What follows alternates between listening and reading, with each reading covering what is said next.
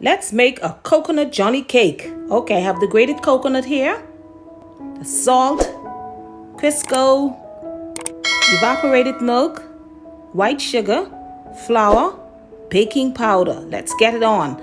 Okay, coconut, Crisco, and the sugar. That's in there. Adding the flour. That's 1, 2, 3. And a heaping spoonful of baking powder. Get that all mixed up before adding the milk. Now you can add the whole milk as well as water. It's up to you. I want mine rich. Okay, not too much, just enough. It should look like this. Squeeze it together until you get a ball. It should be able to stay, just like my own. Oh, I forgot the nutmeg. Now this is optional, but I like a little flavor. Make a nice ball until everything stays together. Now I'm gonna roll it out.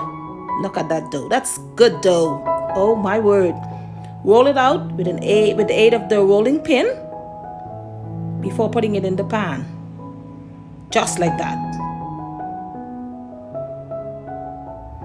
Grease pan. I use butter. Get it all mashed in. Now I'm poking holes so that the air can release the steam. Just like that. The oven is set at 350 and that's going to go for about 15 to 18 minutes. We are having it with chicken sauce. Look at that. Golden brown, just like me. Nice and soft. All right.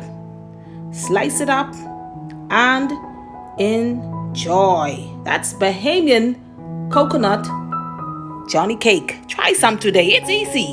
The recipe will be in the description box below. Be sure to check it out. God bless you.